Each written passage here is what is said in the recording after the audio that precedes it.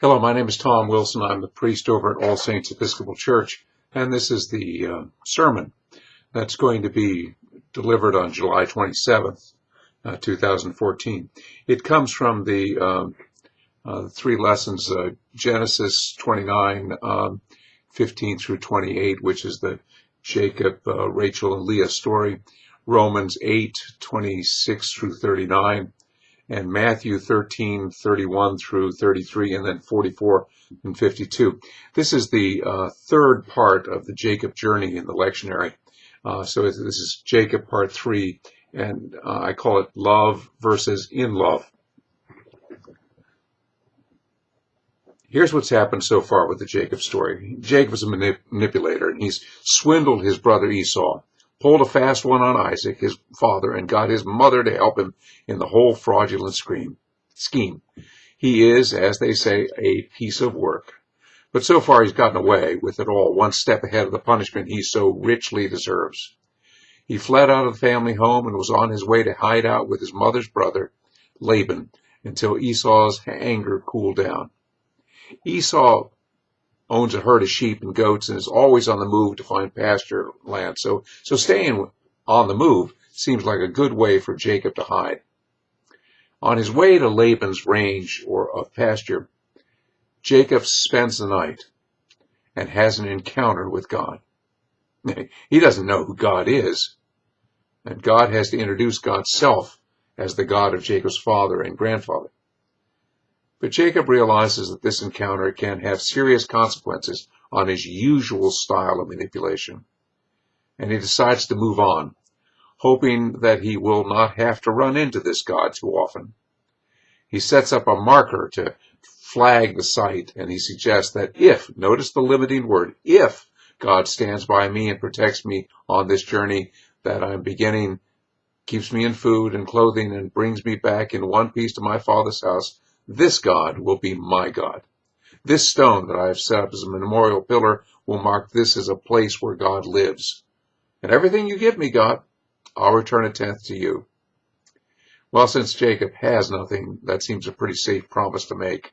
For 10% of nothing is nothing. And remember, Jacob is a manipulator. I think he's hoping that this IOU for a 10% tip or agent's fee will keep the big guy happy and off his back. So, what does Jacob have to lose? Yet beneath this cynicism, a seed is planted about God in Jacob's soul. A seed which will continue to gather lots of weeds, like in the Matthew parable for today. But in God's mercy, the weeds remain until the time when God helps us to remove them. Jacob makes it to Laban's compound and meets one of Laban's daughters and introduces himself as a long-lost cousin. So he stays there rent-free for a couple of months, and finally Laban asks him how long does he plan to stay. Now Laban is also a manipulator, and he doesn't want to pay a wage to this freeloading cousin, so he suggests that if Laban agrees to work for a certain number of years for room and board, he can marry one of his daughters, Laban's daughters, when the time is up. And Laban thinks it's a good solution because he won't have to pay a dowry like he had to pay to marry off his sister Rebekah, Isaac. This way, he gets free help for room and board and marry off his daughter. Plus, he knows that Jacob has fallen in love with Rachel, and he will be a sucker for that deal. Rachel is a pretty one, but her older sister, Leah, has got weak eyes. Now, many of the modern translations use a phrase like nice or lovely, but the Hebrew is best translated as weak. With that handicap, she would be considered defective goods for a husband who's looking for a good, strong worker. And this is a patriarchal society, and men rule. And Jacob and Laban speak to each other as manipulating men. In this story, what goes around comes around as Jacob, the liar, the manipulator, gets lied to and manipulated. And Laban gets Jacob drunk at the wedding banquet and packs him off to the bridal bed with Leah. However, whether Rachel is part of this deception the narrator is silent. But I wouldn't be surprised, for later on in the Jacob saga, she gets pretty tricky and manipulative. However, something has happened to Jacob. When he had the encounter with God, there was a part of his dormant soul that was awakened to move to a full life, to live into the blessing and birthright of the person he was created to be. To become a whole person means to be connected to the male and female parts of oneself. Jacob is a man living in a patriarchal society, and he's adroit with the male side of his personality quite well. Manipulators really know how to read people. But the spiritual side of a person, the access to the soul, is usually influenced by the opposite gender side. And for the man, Jacob, the other side would be what Jung called the anima, which is the Latin word for soul. In order to go deeper into his soul, he has to use his feminine, his anima, to approach the God who he met on the road. This anima has been awakened by the encounter with God, and it will take a lot of effort to do the soul work as he becomes vulnerable to God. Robert A. Johnson, in his book We, Understanding the Psychology of Romantic Love, speaks of the difficulty of living fully in a patriarchal society. He wrote, "The patriarchal mentality of our society is inherently partial, dedicated to living the masculine side of the human nature at the expense of the feminine, and at expense of wholeness. And into that tight, insulated mind, almost nothing can enter.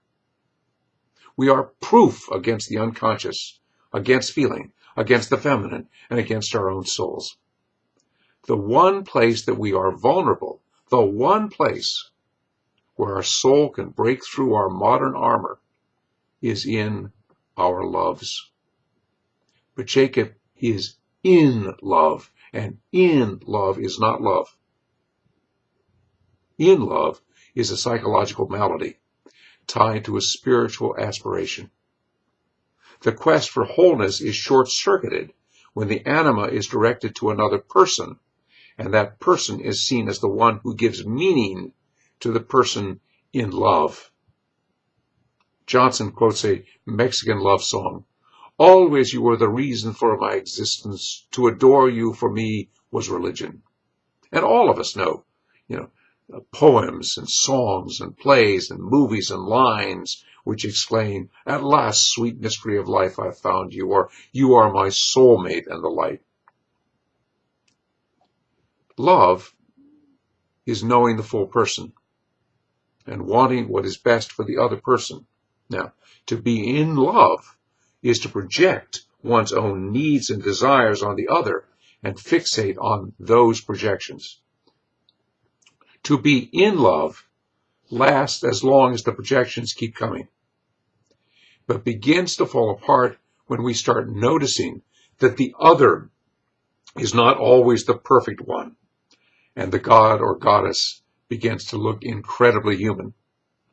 It's also a burden on the person who is the subject of the projections, because he can't live his own life, expanding so much energy living the other person's life for them.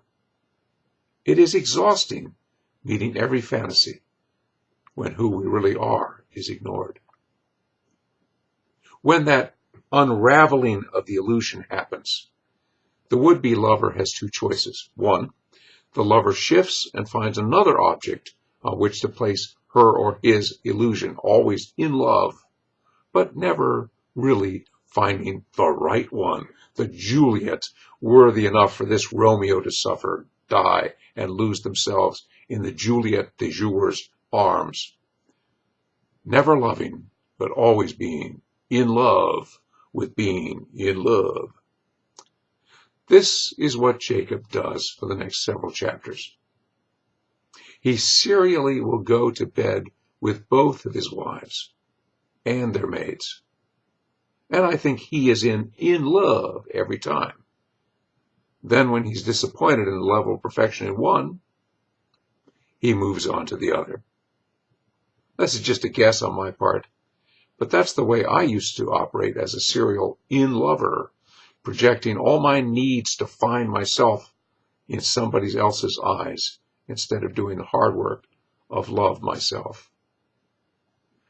Second option is to withdraw the projections and approach the other with respect and awe. Love is only when two people working on becoming whole as full individuals enter into a relationship. Love is not 1 + 1 = 1, nor is it 1 + 1 = 2, but 1 + 1 = 3, which is you, me, and the sacred space between us. To be in love is not a bad thing, for it can open a path to the deeper understanding that there is really this whole other reality deep in our souls, to follow our anima into a relationship with the divine. Johnson quotes de Rougemont, Love in the Western World, where he says, "Why is it we delight most of all in some tale of impossible love? Because we long for the branding, because we long to grow aware of what is on fire inside us." To be in love is the beginning. And if we're lucky and work hard at it, we can move to love. When we see our weakness in making God and goddesses out of fallible human beings, then we can ask for help from the Spirit of God to transform us into seekers of a deeper relationship with God. As Paul says in today's lesson from Romans, the Spirit helps us in our weakness, for we do not know how to pray as we ought. But that very Spirit intercedes with sighs too deep for words. And God, who searches the heart, knows what is the mind of the Spirit, because the Spirit intercedes for the saints according to the will of God. Now, Paul can always be counted on to tell us what love really looks like, especially in the 13th chapter of 1 Corinthians. It does not look like the ego-driven projection of our wants and fantasies to another person, but to use the Message translation, love never gives up. Love cares more for others than for self. Love doesn't want what it doesn't have. Love doesn't strut. Love doesn't have a swelled head, doesn't force itself on others, isn't always me first, doesn't fly off the handle, doesn't keep score of the sins of others, doesn't revel when others grovel, takes pleasure in the flowering of truth, puts up with anything, trusts God always, always looking for the best, never looks back, but keeps going to the end. Bless you.